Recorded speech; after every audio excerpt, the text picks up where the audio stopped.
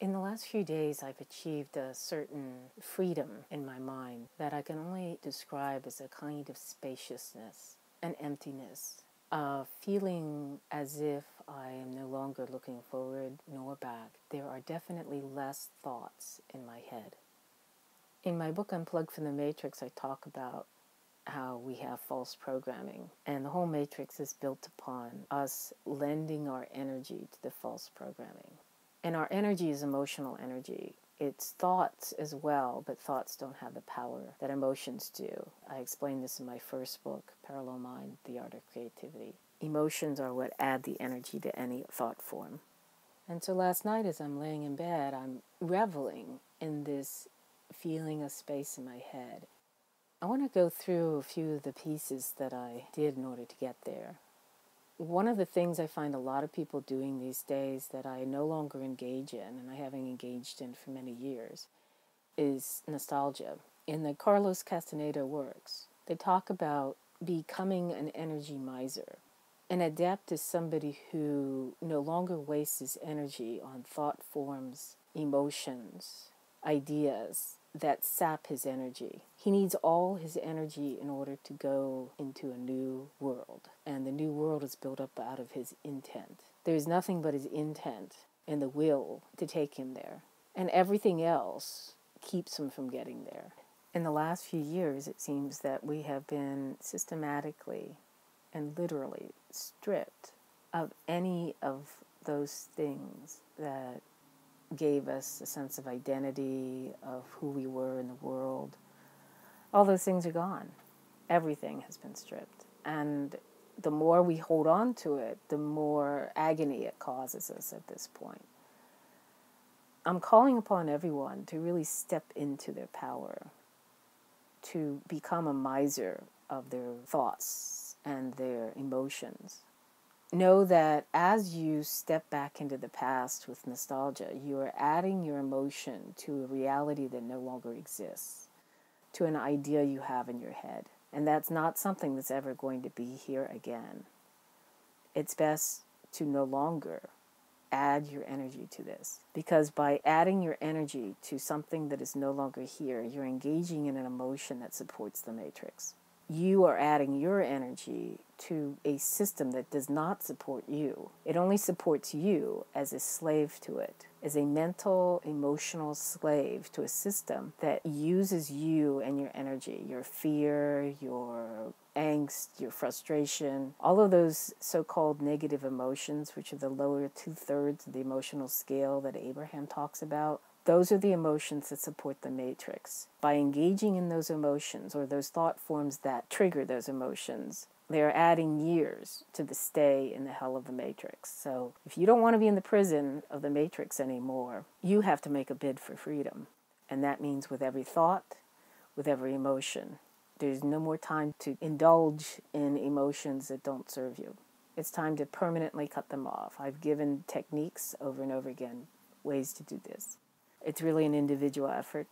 As a group, we can make this new world a whole lot faster, a new collective reality a whole lot faster with your help. We're going to do it anyway, whether you're with us or not. But as an individual, you have the responsibility to step into your power and stop adding to the energy of the matrix. It's a dying structure. You can take a long time to leave it, which will be very painful, or you can take a short time to leave it, which will be painful but not quite so long. Personally, I opt for short and painful rather than long and painful. But now that I'm in that spaciousness that is now my head, I experience a clarity that I've never had before. The clarity is the reward, not what might happen on the outside. As long as we're focused on results, we're never going to get there. As long as we're constantly engaging our progress, as long as we're constantly going backwards in our thoughts or forwards in our thoughts, we're not here. And we have to be here. We have to be here. And so when I'm experiencing pain, as I often do at night, I'm still in joy. I set my mood for the next day, and I say to myself, I'm giving myself the gift of a fabulous mood in the morning, no matter what I experience at night. I still wake up, and I am in the most joyous mood. That is something I give to myself. I'm no longer a victim. I'm no longer unconscious. I cannot afford to be unconscious for a second. That sounds like hard work, and it is. But I'm shooting for as high as I can go. Whatever is happening on the outside, and there's a lot that's happening on the outside, I'm looking at it with complete detachment. I know that everyone's got their own path. The collective is going through what it needs to go through. So you can see people in pain, you can see what's causing the pain, but you know not to interfere because that's their path. And that's the law of free will. And I obey the laws of the higher dimensions. And the law of free will is one of those laws. There's only a few of them, and they make total sense. So no matter what goes on the outside, you can still achieve a center, a point of stillness at the center of your being. That point of stillness is the 0 point, the point at which anything can happen. And you're no longer directing it with your mind, and you're no longer succumbing to other people's directives with your emotions and adding power to their systems. In the Unplug from the Matrix book, I talk about this as a point at which you become a spiritual adult.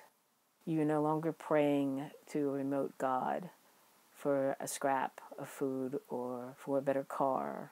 No, you're taking responsibility for you, yourself, as a creative being. You're taking responsibility for what's around you. Not blame, not fault. Look what I've done and look what they're doing, how awful those people are, the world is going to hell in a handbasket. All of that is intended to keep you right in the matrix. And whether they succeed or not is really not material to you once you evolve to the point where you can step into spiritual adulthood. You're no longer a victim, and you're no longer praying or begging to an external source for the goodness that you deserve.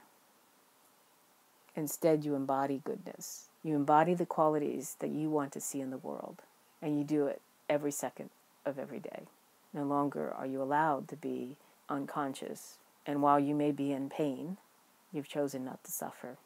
You stepped out of the drama of the matrix and into the role of a creative being. And everything that's around you is perfect and right, and there's nothing to change. There is nothing to do. There's only stillness and the fun that you experience when you follow a desire. Namaste.